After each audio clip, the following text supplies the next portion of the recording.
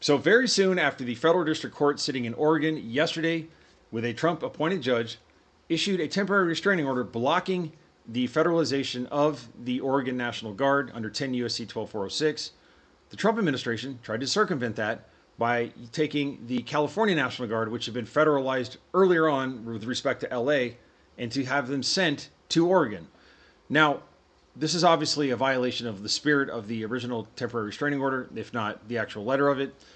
So, to respond to that, what Oregon has done and what California has done is that they have filed new documents in the litigation. California has joined the case, and I want to explain why Trump's effort will be, enjoined again, and this time with respect to the California National Guard. To try to make sense of this, and it's complicated on its face, but it's very simple once you get into it. We're going to understand the ridiculous, efforts and arguments made by the Trump administration. There's a complaint and there's a motion for temporary restraining order. It's called a second motion for temporary restraining order. And we're going to look at those two things quickly to make sense of this. So bear with me. We're going to take this spaghetti of Trump logic and we're going to make sense of it. And I'm going to show you why this will be enjoined just like it was earlier yesterday. Okay, so the first thing you want to look at is the amended complaint for declaratory and injunctive relief. Now, you can file an amended complaint without leave of court, meaning without filing a motion and seeking permission, before the other side answers the complaint. Okay. Now, what is a complaint? A complaint is the lawsuit initiating document that contains the parties, the factual allegations, and the claims for relief, as well as the request for relief. So, who's in the case, what the defendant did wrong, what claims you're seeking relief under, whether it's negligence or a statutory claim or whatever, and then what relief you're seeking from the court, after a trial. Obviously, as things go on, you conduct discovery, you learn new information. You may want to add new things that the defendant has done that you learned about. That's when you amend a complaint. So here, because the Trump administration has not answered, you get basically 21 days typically in federal court to answer, or 28. This depends if you're in or out of state, and that can change depending on the jurisdiction. They filed this and added the state of California, and they added some new allegations to take account of the fact that California is a party. So where yesterday it was the state of Oregon and the city of Portland that was a party, as you can see it in the highlighted portion at the bottom. Now California is in there. That's why it's an amended complaint. Just wanted to explain that, okay? This is the basis of the first document. Now let's go to the sort of main parts of this that were changed, and it's actually pretty simple. So if you go down to so there's some allegations here on the federalization of California's National Guard. That's new. When you go through this document, there's actually a red line version, and they make you do that in federal court. When you file an amended complaint, they want a red line version to know what's different, so they can assess whether you've met the standard in case you have to, if you're in a situation where you have to seek leave of court and show good cause for the amendment under Rule 15 of the Rules of Civil Procedure. Okay, so here we are. So this is kind of the most important part that's been changed. It talks about the cross-deployment of the California National Guard troops in an effort to circumvent yesterday's TRO. And, I'm not going to read it word for word, but basically, if you look at paragraph 110, on the evening of Saturday, October 4th, after the court issued, and this is obviously filed in the Oregon Federal District Court, issued a temporary restraining order blocking the attempted federalization of Oregon's National Guard personnel to deploy to Portland, U.S. Northern Command communicated to the California Military Department executive leadership they intended to send 200 of the federalized California National Guard personnel in Los Angeles to Portland. One interesting thing about that is, if there's truly some kind of reason, emergency, rebellion, whatever the criteria is under that they think they met, that the Trump administration thinks they met for the federalization of the California National Guard to be sent to Los Angeles, that is undercut by the fact that they can afford to send 200 of these federalized California National Guard troops to Portland. They must not be necessary if you can just take 200 of them and send them to another state. So it's a bad tactic here, and it's also something that undercuts what they've done in another state. And let me explain why they did this. I think this is obviously critically important. A order granting a temporary restraining order, an order granting a motion for temporary restraining order that was issued yesterday, that's not an appealable order. Now, what does that mean? Okay, so typically the way it works is if you want to seek to have a court order at the district trial court level reversed, you have to file an appeal either in the Court of Appeals or the U.S. Supreme Court, okay? But you usually have to wait, the general rule is till the end of the case, not during the litigation itself. There are certain types of what are called interlocutory orders, meaning during the case itself, like in the middle of the litigation, where you can have appellate relief granted. So a TRO is not one of those because it only lasts 14 days. They're temporary. They're meant to address emergency situations, and the general rules, like those, you just can't seek relief from those. Now, there's some stupid arguments the Trump administration met. I don't think they're going to work. So the appeal yesterday that they filed with the Ninth Circuit Court of Appeals, which is the federal district where California and Oregon reside, should get rejected. I mean, I would expect early tomorrow morning. Okay, so that's why they filed this. And why they try to attempt to use this California National Guard is to get around that. It's like, basically, since they couldn't appeal the TRO, they're trying to get around it by sending a National Guard from another state. It's a crude way of trying to working with it. But they also filed an appeal, which I said just now will be denied, most likely. Okay, now let's get to the second motion for TRO. And again, a motion for TRO is based upon the claims and allegations that are in the actual complaint. All right, so that defines what relief you're seeking and whether you can meet the standard under Rule 65 of the Rules of Federal Civil Procedure for a temporary restraining order. And as you can see on the first page, what you have is the state of Oregon, the city of Portland, and now California. So both California and the original plaintiffs are seeking this relief. This is a second motion in addition to what was awarded yesterday. Obviously, the road is much easier to go down if you're the plaintiffs in this case, if you already won similar relief the day before. All right, so the difference is here, obviously, let's go to, okay, so here's kind of the first main argument, is that this is what the Trump administration is trying to say. It doesn't really make sense, and I'll tell you why it's wrong.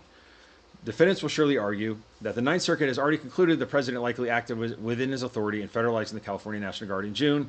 Okay, so what Trump is going to probably argue is that because the federalization of the National Guard with respect to California way back in June was deemed legal as to Los Angeles, as to a different set of facts and circumstances, and as to a litigation where Portland and Oregon were not a party, okay, so they had no notice, opportunity to be heard, no due process. Trump's going to say, well, that means that anything that I do with these already federalized troops that has already been upheld on appeal, I can take those troops and do anything I want with them in another state. And that logic just doesn't hold, okay? The use of those troops from California, the California National Guard, has to be independently assessed when they're used in another state. The legality of that, okay? You don't just get a license to do whatever you want because it was upheld once under a different set of circumstances. Again, Oregon and Portland were not a party to this earlier case where the Ninth Circuit, apparently upheld the federalization of those California National Guard troops to Los Angeles. Now, that's an issue. There's still a bunch of appeals going on with respect to that, to the California National Guard deployment. But point being, it's a different case, different parties, doesn't apply here. Okay? Illegal for a number of reasons. And honestly, a stupid argument. Now, if you look at the last sentence here, it says, and President Trump's June 7th memorandum is not the blank check defendants pretend. It's exactly right. All right, so now just want to go to show you how the arguments with respect to the elements for a Rule 65 temporary restraining order apply now that California is a party to the case. All right, so as I discussed in my video yesterday, it was a little bit more in depth, a little bit longer. This kind of is, taking off from that.